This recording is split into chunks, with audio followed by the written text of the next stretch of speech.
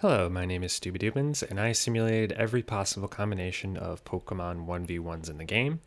That is over 500,000 unique battles to find out who is the very best.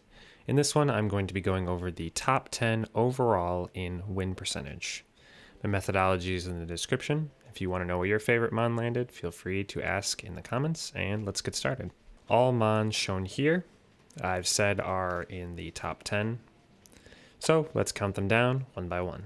At number 10, I have Zekrom. Zekrom finished second in Gen 5. Zekrom pretty much has everything you want from a top tier Mon. Great bulk, 150 attacking stat, but it's just okay typing is the thing that holds it back.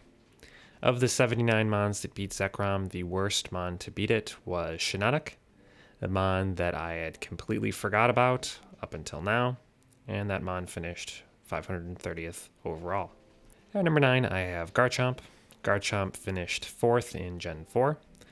Garchomp has been the GOAT since it was released.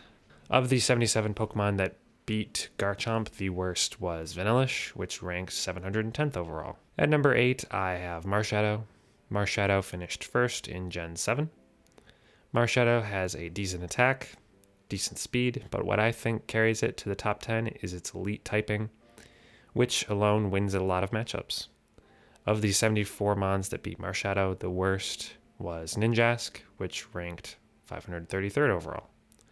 Here we can see the effect that typing has. Marshadow is losing to much better Mons than Garchomp, even though Garchomp has better stats. At number 7, I have Giratina. Giratina finished 3rd in Gen 4. Giratina has insane bulk and a very good typing, but only an okay attacking stat, which holds it back from rising up further within the top 10. Of the 73 Mons that beat Giratina, the worst one was, unfortunately, Azurill, which ranked 1002nd. I don't include coverage moves, so normal Fairy completely walls Ghost Dragon. I don't actually believe that Azurill would beat Giratina, obviously, but I do believe it should be knocked down in a way because both of its types have immunities against them. At number 6, I have Walking Wake. Walking Wake finished 2nd in Gen 9. Walking Wake's stats aren't that impressive when compared to some of these Mons before and after it, but Water Dragon is an elite typing. Not having any types that have a 100-0 matchup into your type is going to cut down the mandatory losses, and just having decent to very good stats is enough to get you this high on this list. Of the 71 Mons that beat Walking Wake, the worst one was Morlul, which was ranked 710. It's kind of wild that the Shiinotic line shows up twice in this list, but here we are. At number 5, I have Eternatus. Eternatus finished 1st for Gen 8. Eternatus has insane stats, but I would argue pretty bad typing. It's not as bad as others, but it gets past the fairy weakness that a lot of dragons struggle with, but it is almost completely walled by steel types. I haven't looked yet, but I'm going to guess what I think the worst Mon that Eternatus loses to, and you can guess along at home if you'd like to. I'm going to say it loses to Tinkatink, and I'll go check.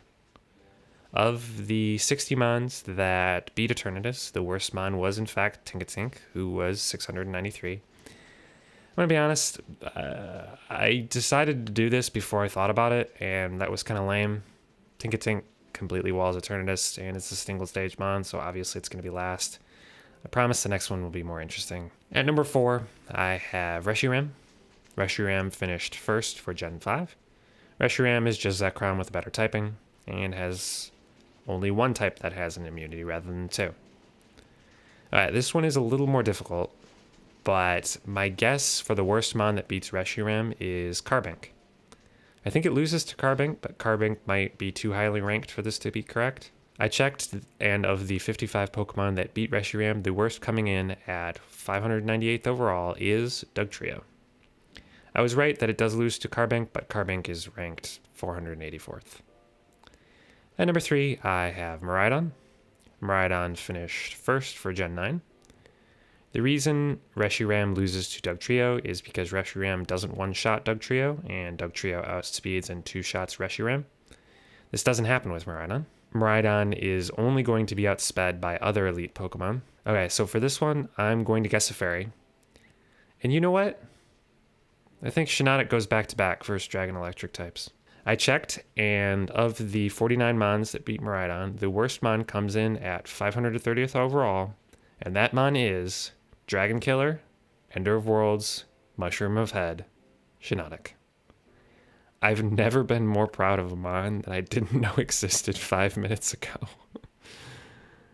At number 2, I have Palkia. Palkia finished number 2 for Gen 4. Palkia is just Walking Wake with better stats and better bulk. Water Dragon is one of the best types in the game. And you know what? I think my boy Shiinotic's going 3 for 3 as the worst mon that Palkia loses to. Let's see. I'm actually kind of getting nervous, and I don't know why. Of the 43 mons that beat Palkia, the worst mon comes in at 530th overall, and that mon is Shiinotic. Who would win? Master of Space or a mushroom with eyes? At number 1, I have Shiinotic. Dialga. Dialga finishes number 1 for Gen 4. Dialga is just Palkia with a better typing. I don't think I'm going to guess again after the last one. If Shiinotic somehow pulls this one out again, I'm throwing my computer out the window. Of the 45 mons to beat Dialga, the worst one was ranked 598th overall, and that was Dugtrio. Dugtrio's actually not terrible for playing spoiler in a lot of these because it outspeeds a lot of things, so it doesn't need to one-shot you, but if it can two-shot you, then it's going to beat you. Before I finish off this series, I want to give some general stats. Shiinotic went 5-5 versus the top 10 mons, beating Zekrom, Garchomp, Walking Wake, Miraidon, and Palkia. I calculated the average ranking for each generation, and they ended up like this. In last, with an average ranking of 596, I have Gen 3. In 8th, I have Gen 2 with 576.6. In 7th, I have Gen 1 with a rank of 576 flat. In 6th, I have Gen 5 with a rank of 513. In 5th, I have Gen 6 at 496. In 4th, I have Gen 8 at 477. In 3rd, I have Gen 4 at 476. In 2nd, I have Gen 7 at 438. And at number 1, no one is surprised, I have Gen 9 at 403. The highest ranked starter was Empoleon at 61st overall, and the lowest ranked starter was Superior at 552nd overall. If I assigned 1 point for a 3rd place finish, 2 points for a 2nd place finish, and 3 for a 1st place finish, the grass starters would come in 3rd with 10 points, the water starters would come in 2nd with 21 points, and the fire starters would come in 1st with 23 points. Also, shout out to Luca, who was the commenter who gave me this method of ranking starter types. If I average the starters by typing, grass still comes in 3rd with an average overall ranking of 358, water comes in 2nd with an average ranking of 207, and fire comes in 1st with an average of 188. Ranking the starters per generation by average overall ranking, I have in last Gen 5 with an average ranking of 361. Next is Gen 2 with 358. Gen 8 is after that with 284. Gen 3 is close with 280. After that, I have Gen 1, which is 245th overall. Gen 6, which came in 213th overall. After that is Gen 9, which was 195th overall. Then is Gen 4, which is 165th overall. And that just leaves Gen 7, which was 156 overall. So that's my last Pokemon ranking video. I really enjoyed making this series, and if you enjoyed watching it, thank you for giving it a chance. If you have any questions about the rankings before I close this one up for good, leave me a comment. I'm going to do a one-off video next that I think is pretty fun, so make sure to subscribe to see that. Thank you, and goodbye.